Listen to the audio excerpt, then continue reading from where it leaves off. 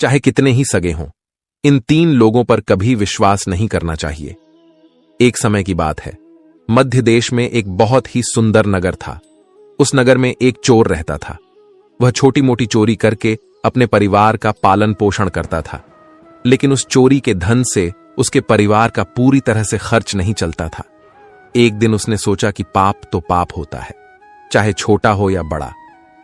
मैं चाहे छोटी चोरी करूं या बड़ी, रहूंगा तो चोर ही। पकड़े जाने पर दंड तो मुझे उतना ही मिलेगा, तो क्यों ना मैं बड़ी चोरी करूं। ऐसा निश्चय करके उसने उस नगर के राजा के खजाने को लूटने की योजना बनाई। रात होने पर वह राजमहल में घुस गया और किसी तरह जहां राजा का खजाना था वहां पहुंच गया। वहां पहुंचकर उसने देखा कि खजाने पर कई सैनिक पहरा दे रहे थे।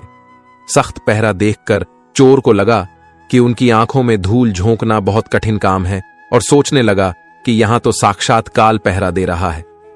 अगर मैंने चोरी करने की कोशिश की तो जीवित नहीं बचूंगा। यह सोचकर चोर उल्टे पांव लौट पड़ा और लौटते समय उसने सोचा कि खाली हाथ लौटने से तो अच्छा है कि कुछ न कुछ तो यहां से ले ही चलूं। मेरा यहां आना व्यर्थ नहीं होना चाहिए। चोर के दिमाग में विचार आया कि राजा के शयन कक्ष में जाना चाहिए, जहां राजा सोता है, और शायद इस समय राजा अपने कपड़े उतार कर सो गया होगा। मैं राजा के राजवस्त्र चुराकर ले आऊंगा और उन्हें पहनकर आसानी से धन चुराकर यहां से निकल जाऊंगा। पहरेदारों को लगेगा कि मैं राजा हूं, इसलिए वे मेरे रास्ते में नहीं आएंगे और मेरा काम आसान हो जाएगा। ऐसा निश्चय करके चोर राजा के शयन कक्ष के पास पहुंच गया और उसने धीरे से पर्दा हटाकर देखा तो अंदर का नजारा देखकर आश्चर्यचकित रह गया। उसने देखा कि राजा अपने पलंग पर गहरी नींद में सो रहे हैं और उनकी रानी अर्धनग्न अवस्था में पलंग पर बैठी हुई है।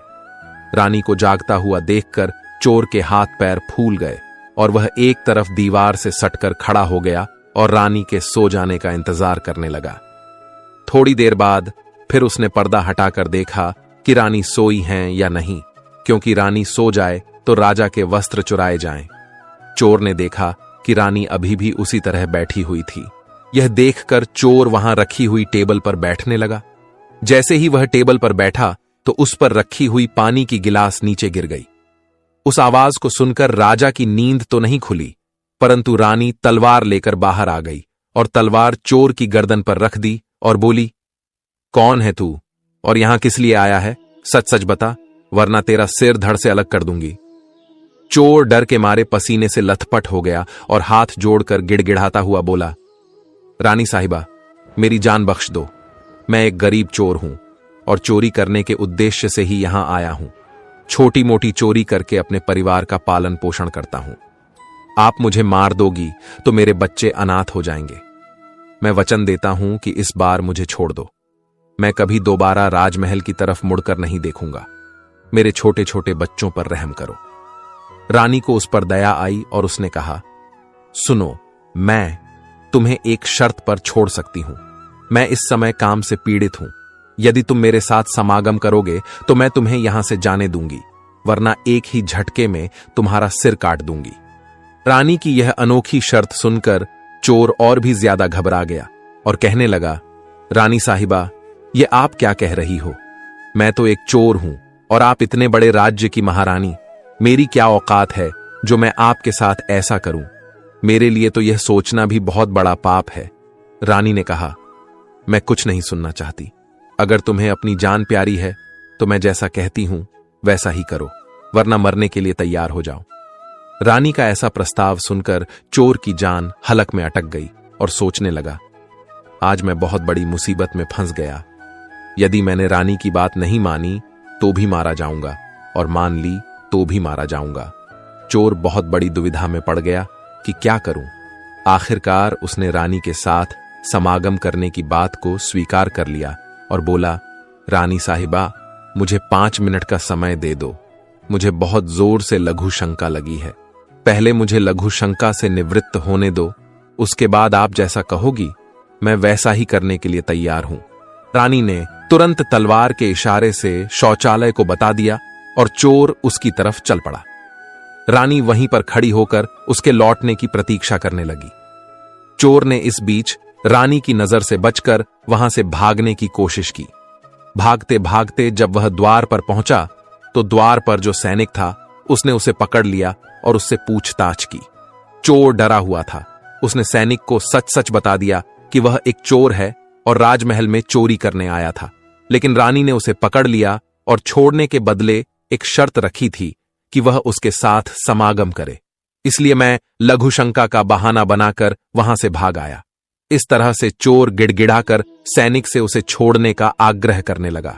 सैनिक ने कहा, देख भाई, मैं तुझे एक शर्त पर जाने दे सकता हूं, और शर्त यह है कि तुम्हें पुनः रानी के पास लौट कर जाना होगा और रानी से कहना होगा कि मैं तुम्हारे साथ समागम करने के लिए तैयार हूं, किंतु उससे पहले तुम्हें अपने हाथ से राजा को मारना होगा।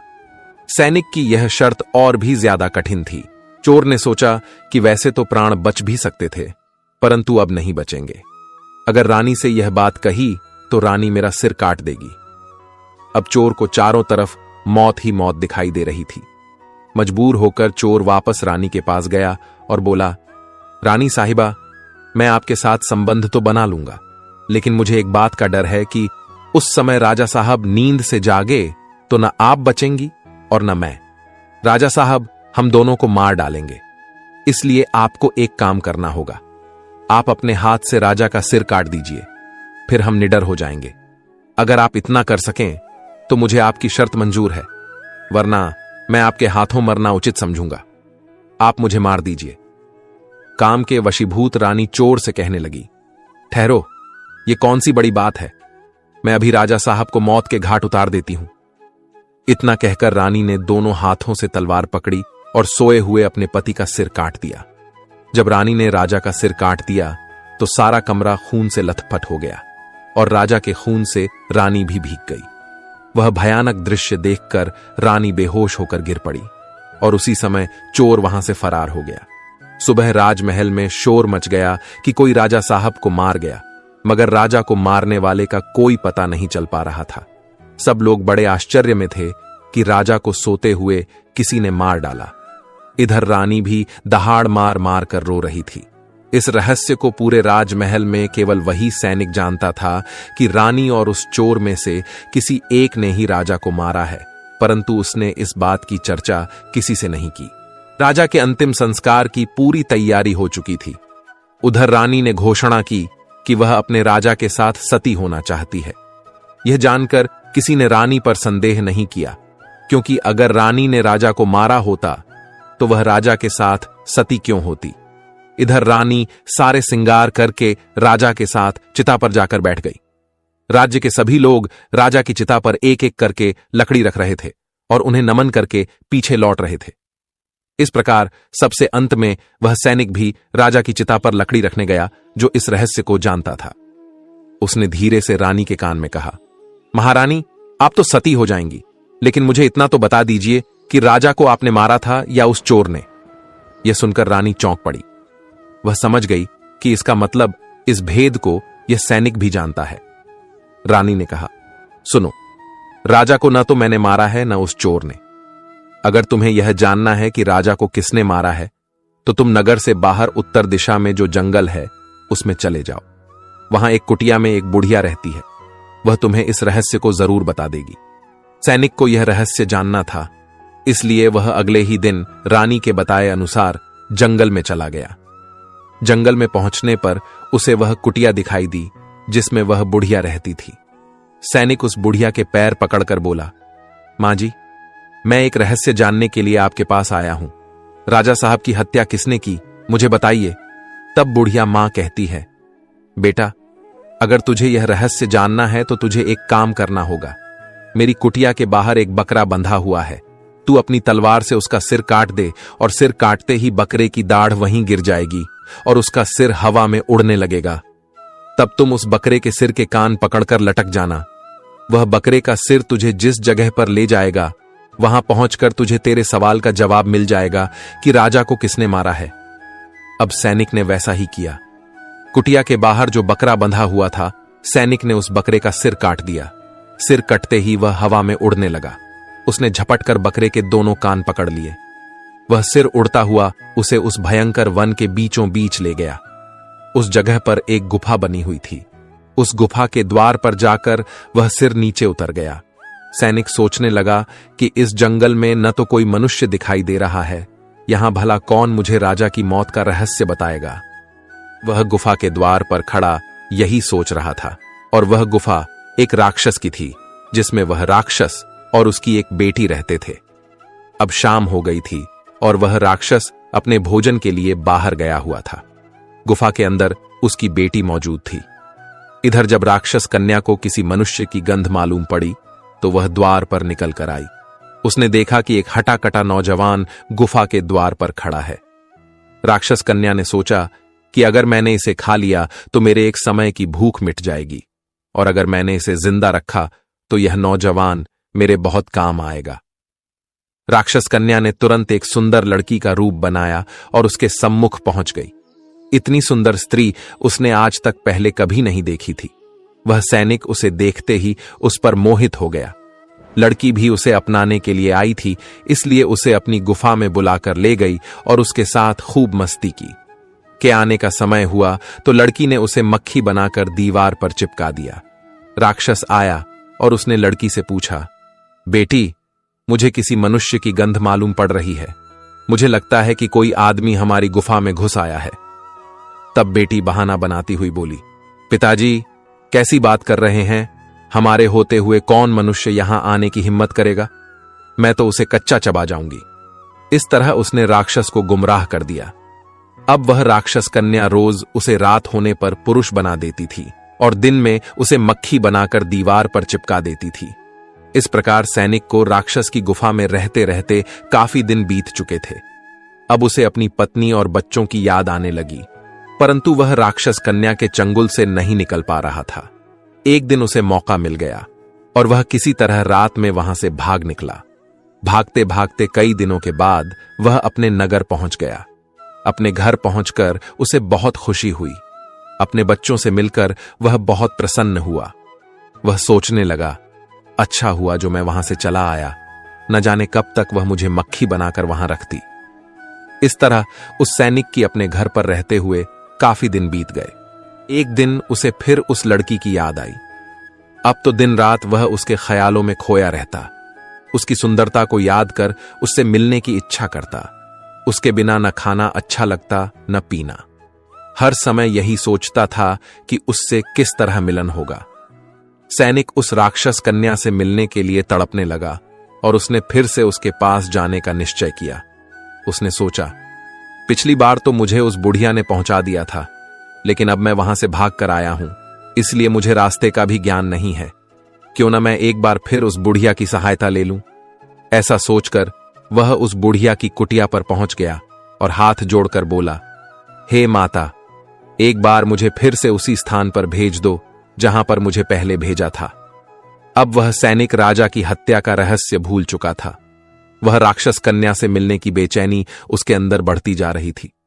वह बुढ़िया समझ गई कि यह काम के वशीभूत है। उस बुढ़िया ने कहा, बेटा, पहले तो मेरे पास एक बकरा था जिसके कान पकड़कर तुम वहां चले जाते, अब तो वह भी नहीं है। अब मैं तुम्हें कैसे पहुंचाऊं? तब सैनिक ने कहा, हे माता, मैं जीवन भर आपका गुलाम रहूंगा, एक बार उस लड़की से मुझे मिला दो। बुढ़िया ने कहा, बेटा, मैं तुझे मिला तो दूंगी, पर इसके लिए तुझे अपने बेटे को मेरे पास लाना होगा। सैनिक बोला, यह कौन सी बड़ी बात है? इतना कहकर सैनिक अपने बेटे को बुलाकर ले आया। बुढ़िया ने कहा, बेटा, जिस तरह तुमने बकरे का सिर काटा था, उसी तरह तुम अपने बेटे का सिर भी काट देना। फिर उसी तरह इसका सिर भी हवा में उड़ने लगेगा। तुम इसका सिर पकड़ लेना और यह तुम्हें उसी स्थान पर पहुंचा देगा। काम के वशीभूत वह सैनिक अपने बेटे का सिर काटने के लिए तैयार हो गया। जैसे ही उसने तलवार लेकर बेटे का सिर काटना चाहा, तब उस बुढ़िया ने उसका हाथ पकड़ लिया और कहने लगी, ठहरो, यही तुम्हारे प्रश्न का जवाब है। चाहे कितने ही सगे हों, इन 3 पर कभी भी विश्वास नहीं करना चाहिए। पहला, राजा को न चोर ने मारा था और न रानी ने। राजा को हवस ने मारा था। जिस तरह काम वासना में अंधा होकर तुम अपने बेटे को मारने के लिए तैयार हो गए, इसी हवस के वशीभूत होकर मनुष्य अंधा हो जाता है और गलत से गलत काम भी कर जाता है। दूसरा, धन के लालच में आकर कोई भी किसी को मार डालता है। और तीसरा, क्रोधी व्यक्ति क्रोध में अंधा होकर सब कुछ भूल जाता है और वह सब कर डालता है जिससे जीवन भर उसे पछताना पड़ता है। क्रोध में उसकी बुद्धि विवेकहीन हो जाती है और वह अपना पराया कुछ नहीं देख पाता। इन तीनों से हमेशा बचकर रहना चाहिए, अन्यथा जीवन भर पछताना पड़ता है। मित्रों, आशा करते हैं कि आपको हमारा यह सुनाई गई कथा अच्छी लगी होगी। अगर आपको यह कथा अच्छी लगी तो प्लीज वीडियो को लाइक करें और चैनल को भी सब्सक्राइब करें। और लास्ट तक कथा सुनने के लिए आपका धन्यवाद।